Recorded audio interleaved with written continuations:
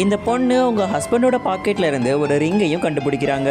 But மறுநாள் அவங்க கம்பெனில போய் பார்க்கும்போது அதே மாதிரி ரிங்கை தான் அவங்களுடைய செக்ரட்டரியும் போட்டுட்டு இருக்காங்க. இதை பார்த்து இந்த பொண்ணுக்கு ரொம்பவே சந்தேகம் வருது. அதனால நேரா அவங்க ஹஸ்பண்டோட கேபினுக்கு போயிட்டு அவருடைய லேப்டாப்பையும் எடுத்து நோண்டிட்டு இருக்காங்க.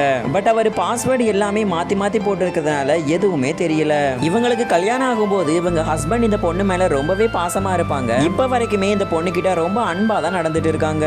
அன்னைக்கு நைட் இவங்க எல்லாரும் அவங்க ஃப்ரெண்ட்ஸோட சேர்ந்து பார்ல உட்கார்ந்து ட்ரூத் ஆர் டேர் கேம் விளையாடிட்டு இருக்காங்க. அப்ப இவங்க ஹஸ்பண்ட் டர்ன் வரும்போது அங்க இருக்கிற ஒரு பையன் உங்களுடைய லேட்டஸ்டான மெசேஜ் எல்லாம் காட்டுங்கன்னு சொல்லிடவும் இவருமே எதை பத்தி யோசிக்காம டக்குன்னு ஓபன் பண்ணி காட்டிடுவாரு. அதுக்கப்புறம் மறுநாள் ஆபீஸ் வந்ததுக்கு அப்புறமா இவங்க ஹஸ்பண்ட்க்கும் அந்த செக்ரட்டரிக்கும் நடுவுல ஏதோ ஒரு கனெக்ஷன் இருக்கு. ரெண்டு பேரும் நடந்துக்கிற விதம் சுத்தமா சரியில்லைன்னு சொல்லிட்டு இருக்கிறா. ஒண்ணு நீங்க என்னைய டைவர்ஸ் பண்ணுங்க, அப்படி இல்லனா இந்த செக்ரட்டரி பொண்ணைய வேலையை விட்டு தூக்குங்க அப்படின்னு இந்த பொண்ணு சொல்லிடுறா. அப்புறம் இந்த செக்ரட்டரி பொண்ணு அங்க வந்து நான் பிரெக்னெண்டா இருக்கேன், என்னுடைய வயித்துல வளர குழந்தைக்கு காரணம் உன்னுடைய புருஷன் தான் சொல்லி பிரெக்னன்சி கிட்டையும் எடுத்து காட்டுறா. இதை பார்த்துட்டு இந்த பொண்ணு ரொம்பவே ஷாக்கிங் ஆயிடுறா. அன்னைக்கு நைட் இவ ஹஸ்பண்ட் வீட்டுக்கு வந்ததுக்கு அப்புறமா இதை பத்தி எல்லாம் கேட்கும் போது அவனும் குழந்தை மாதிரி தேம்பி தேம்பி அழ ஆரம்பிச்சிடுறான். நான் அன்னைக்கு நைட் நல்லாவே குடிச்சிருந்தேன், அன்னைக்கு காலையில எழுந்திருக்கும் போது அந்த செக்ரட்டரி பொண்ணோட தான் இருந்தேன். அந்த பொண்ணு அன்னைக்கு நைட்டு என்னை நிறையவே போட்டோ எடுத்திருந்தா, அது எல்லாத்தையும் என்கிட்ட காட்டினா. எங்க இந்த விஷயம் எல்லாம் உனக்கு தெரிஞ்சா நீ என்னை டைவர்ஸ் பண்ணிட்டு போயிருவியோங்கிற பயத்துல தான் நான் சொல்லாம இருந்தேன்னு இவனும் சொல்லிடுறான். அதுக்கப்புறமா இந்த பொண்ணுடைய ஃப்ரெண்ட்ஸ் எல்லாருமே இந்த பொண்ணுக்கு நிறையவே ஐடியா கொடுக்குறாங்க.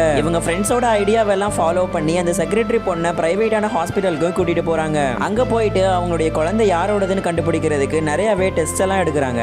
ஃபைனலா அந்த டெஸ்டோடைய ரிசல்ட்லயுமே இந்த பொண்ணோட ஹஸ்பண்ட் அந்த குழந்தைக்கு காரணம் இல்லைங்கிற உண்மையும் தெரிய வந்துருது. இதுக்கப்புறம் தான் இந்த பொண்ணு பெருமூச்சு விட்டு நிம்மதியாவே இருக்கிறா.